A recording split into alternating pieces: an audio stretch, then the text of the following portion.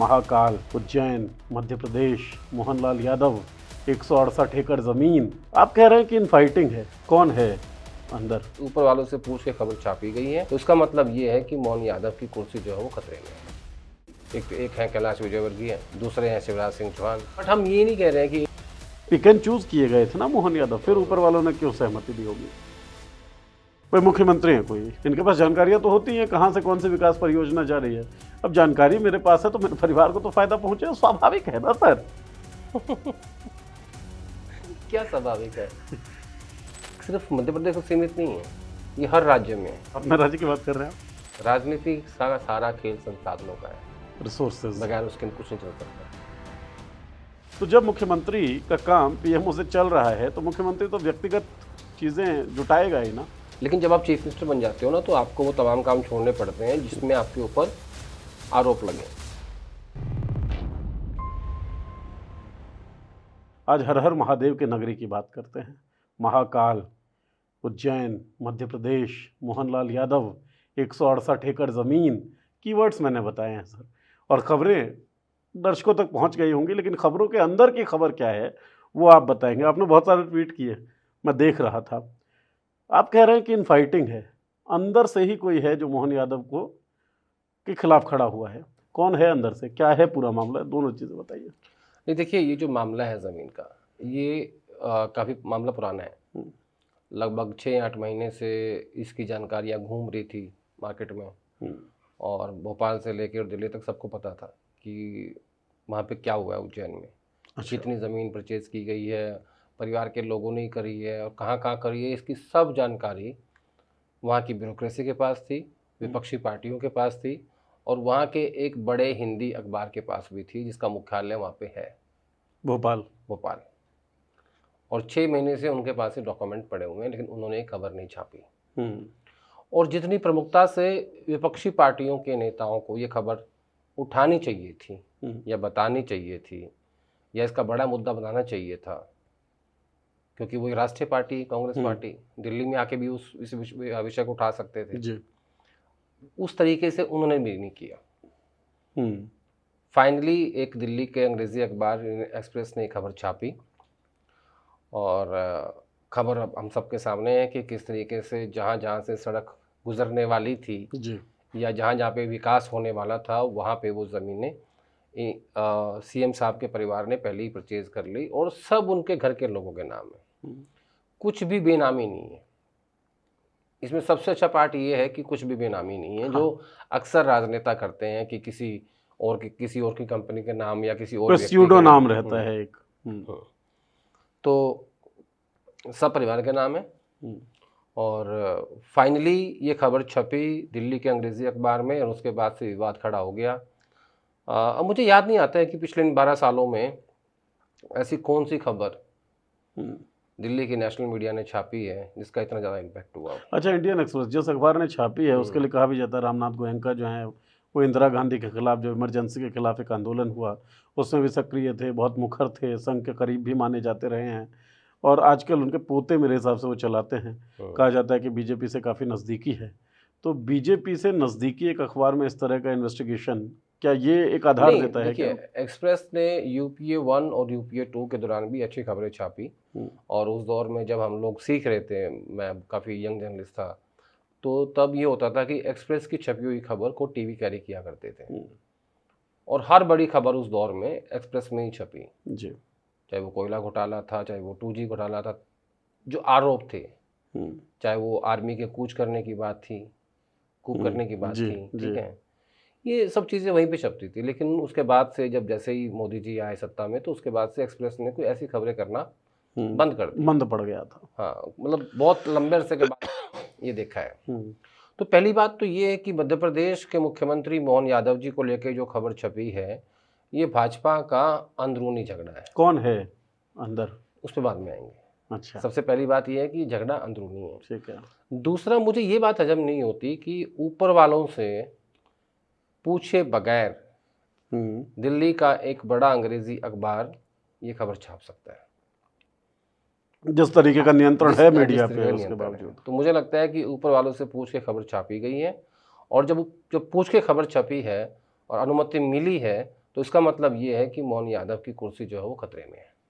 अच्छा, मतलब एक तरफ धर्मेंद्र प्रधान के इस्तीफे की मांग चल रही थी, एक इस्तीफा हमको शायद देखने को मिल सकता है। नहीं, मैं सिर्फ पर्सपेक्टिव की बात कर रहा हूँ और खोल के आपके सामने रख रहा हूँ। सर्कमस्टेंशियल कंक्लूजन है ये। कि मध्य प्रदेश के एक बड़े हिंदी अखबार के पास 6 महीने से ये खबर थी, उन्होंने नहीं छापी।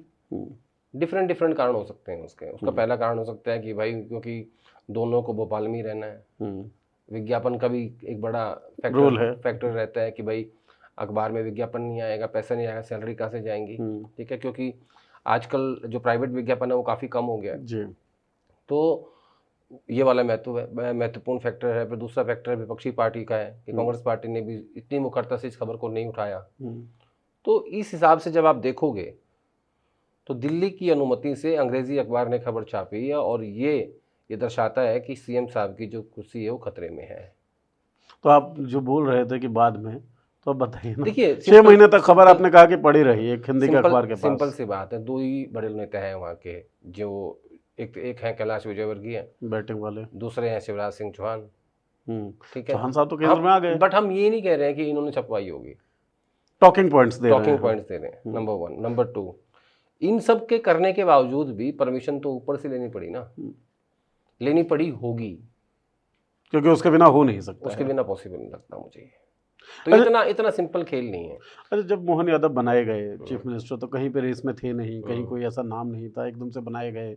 और भारतीय जनता पार्टी के बारे में कहा भी जाता है कि जो टॉप लीडरशिप है वो पिक एंड चूज़ करती है कि भाई ये आदमी जो है इसको रखेंगे, और आरोप ये लगते हैं कि ताकि प्रदेश को वो चला सके। तो पिक एंड चूज़ किए गए थे ना मोहन यादव, फिर ऊपर वालों ने क्यों सहमति दी होगी? नहीं, देखिए, पिक एंड चूज़ किए गए थे, लेकिन है तो इंसान ही। अब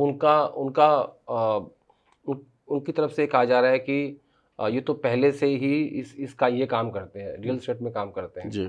लेकिन जब आप चीफ मिनिस्टर बन जाते हो ना तो आपको वो तमाम काम छोड़ने पड़ते हैं जिसमें आपके ऊपर आरोप लगे। अब कोई मुझे ये कह रहा था कि इसमें लीगली कुछ नहीं है, कोई नेता था बड़ा विपक्षी पार्टी का, उन्होंने कहा लीगली कुछ नहीं है। मैंने कहा राजनीति में लीगल कुछ होता ही नहीं है, सब कुछ लड़ाई तो नैरेटिव और परसेप्शन की है और नैतिकता की है जी। जब जनता के बीच में ये खबर जाएगी कि मुख्यमंत्री ने अपनी पत्नी, अपने बेटे और अपने परिवार के बाकी लोगों के नाम 168 जमीन खरीदी है और वहीं से सड़क निकलेगी, तो मामला बिल्कुल साफ साफ है ना, कॉन्फ्लिक्ट ऑफ इंटरेस्ट दिखता है सीधे तौर पे, साफ दिख रहा है। तो उसमें लीगल लड़ाई तो कहीं आती ही नहीं है। ठीक बात है। तो मुद्दा बनाने वाली बात आप कितना बना पा रहे हैं? पिक एंड चूज किया था, सब कोई करते हैं ये लोग, लेकिन मुझे ऐसा लगता है कि मध्य प्रदेश में दोनों ही तरफ, कांग्रेस के भीतर भी और भाजपा के भीतर भी बड़े भारी भरकम नेता हैं जी, मतलब बड़े नेता हैं काफ़ी। कुछ घर बैठे हैं, कुछ सत्ता में हैं, कुछ को बैठाने वाले हैं, ऐसे चलता रहता है वहाँ पे। तो मैं ऐसा सोचता हूँ इसमें कि इस बीजेपी की आपसी लड़ाई में इस बार दिल्ली, और ये एक बात का संकेत और भी देता है नीरज कि बीजेपी के अंदर भी अब इन फाइटिंग खुल के बाहर आने लगी है, जो पहले नहीं आती थी, जो पहले अखबारों तक नहीं पहुंचती थी, जो पहले टीवी तक नहीं पहुंचती थी। और कल मैं देख रहा था कि वो लोग भी ट्वीट कर रहे थे जो हमेशा प्रोटेक्टिव रहते हैं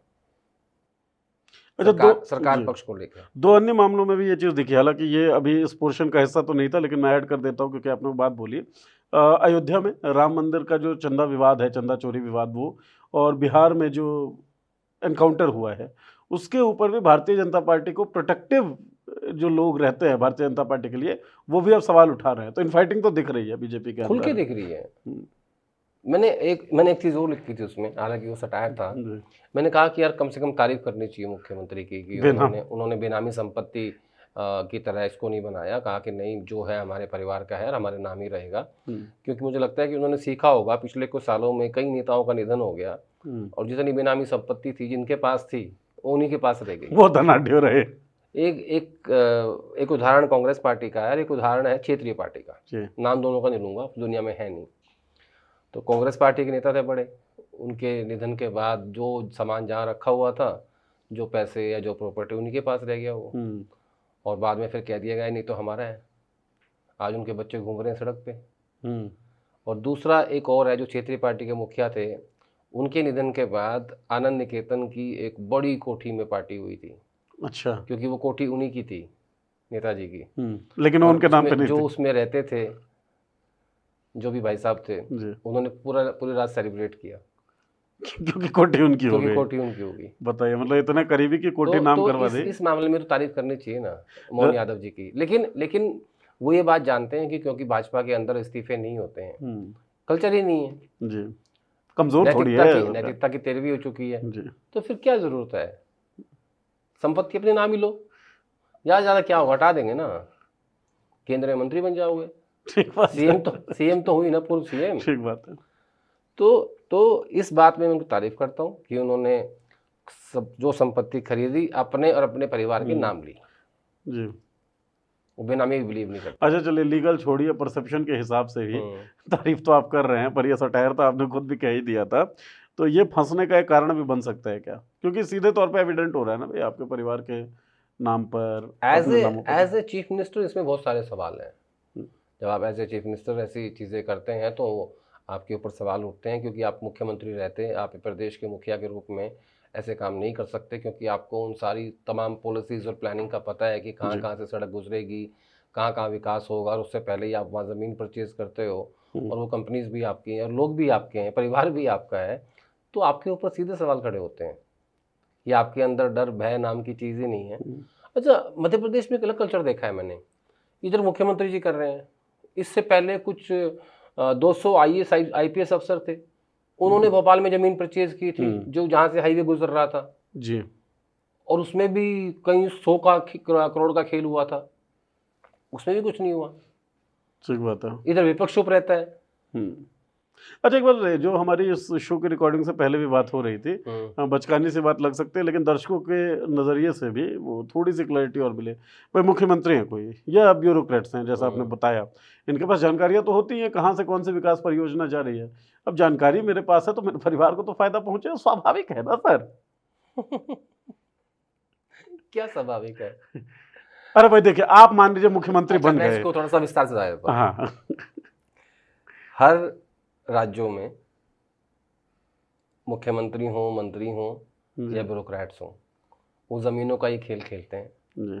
उनको पता होता है कि यहाँ से ये सड़क गुजरने वाली है, उससे पहले वो उसके आसपास की ज़मीन परचेज कर लेते हैं जी। अभी किसी को नहीं पता कि ये जो आगे का प्लान आ रहा है कि इसमें सड़क गुजरेगी और ये यहाँ से यहाँ गुजरेगी, तो उससे पहले ही उसके आसपास की ज़मीन जो उसका वहाँ रेट होता है उसमें ले ली। सड़क बनने के बाद नेचुरल है कि उसका रेट डबल जाएगा, घोषणा होने के बाद ही बढ़ने लगता है, बढ़ने लगती है। तो ये एक सिर्फ मध्य प्रदेश तक सीमित नहीं है, ये हर राज्य में है। एक और ओबीसी चीफ मिनिस्टर हैं बीजेपी के, अच्छा। वो भी लगे पड़े हैं ज़मीनों में, बट वो कर रहे हैं, बेनामी कर रहे हैं। अपने राज्य की बात कर रहे हैं, तो उनका नाम नहीं आएगा। अपने राज्य की बात कर रहे हैं, छोड़ो ना, इसमें क्या रखा है, मुख्यमंत्री हैं। तो एक और है, तो सारे ही करते हैं, बट जो पकड़ा जाए वो गुनहगार है। और बेनामी करते हैं, नाम रख के करेंगे तो पकड़ने की चांसेस पहले व्यक्ति मिला है मुझे जिसको मैंने देखा है कि वो परिवार के नाम ही कर रहे हैं। चलिए, मोहनलाल जी कहीं तो ईमानदार हैं। ईमानदार है मोहनलाल जी। अच्छा, एक और नैरेटिव मैं उनकी सराहना करना चाहता हूँ। अब देखिए निंदा कौन कौन करता है। एक और नैरेटिव में पढ़ रहा था सोशल मीडिया पे इसी विषय को लेकर, और दमदार भी लगा कि जैसा हमने पहले भी कहा, और भारतीय जनता पार्टी की जो शैली है, आलाकमान पिक एंड चूज करता है मुख्यमंत्रियों को, कई राज्यों में हम देखते हैं। तो पीएमओ से राज्य चलते हैं, जो आरोप लगते हैं इनके ऊपर। तो जब मुख्यमंत्री का काम पीएमओ से चल रहा है तो मुख्यमंत्री तो व्यक्तिगत चीज़ें जुटाएगा ही ना। इस आरोप में कितना दम लगता है आपको? नहीं, देखिए, दिल्ली से जब आप पिक करते हैं किसी मुख्यमंत्री को, फिर ये दिल्ली से कुछ अधिकारी और कुछ व्यक्तिगत लोगों की टीम भेजते हैं जी। अधिकारी वो जो प्रदेश चलाने में मदद करते हैं, और व्यक्तिगत लोग वो हैं जो संसाधन जुटाते हैं, और वो जुटा के दिल्ली भेजते हैं। मैं आज ही मेरी हरियाणा में किसी से बात हो रही थी, उन्होंने कहा कि अभी भी जो लोग संसाधन इकट्ठा कर रहे हैं वो खट्टर साहब के लोग हैं। अच्छा, पुराने वाले चल रहे हैं, सैनी साहब के अभी आए नहीं है। तो मैं कहा ऐसा क्यों? तो बोला इसका मतलब ये है कि हरियाणा अभी भी खट्टर के ही हाथ में है, कंट्रोल वही है, कंट्रोल में ही है। तो मैं कहा आप उसको रिप्लेस करो। अब जैसे पहले नरवर था, नीरज दफ्तौर था, अब अजय गौड़ है, ठीक है, ये सब खट्टर के लोग थे। अब सैनी साहब और दिल्ली के बीच संघर्ष चल रहा है कि वो कैसे उनके व्यक्ति को वहाँ बिठाएं जो सैनी और दिल्ली के बीच में कोऑर्डिनेट करें। एक बात तो समझ लो, सारा सिंपल राजनीति सारा खेल संसाधनों का है, रिसोर्सेज, बगैर उसके कुछ नहीं चल सकता। तो आप कितने मजबूत हो पाते हैं, कितने मजबूत हैं, इससे तय होगा कितना मजबूत होंगे, और मजबूत होने के बाद आप कितना मजबूत होंगे, इससे तय होगा कि आपको कौन कौन सा पद मिलेगा, किस पद को कितने देर तक आप रिटेन कर पाएंगे।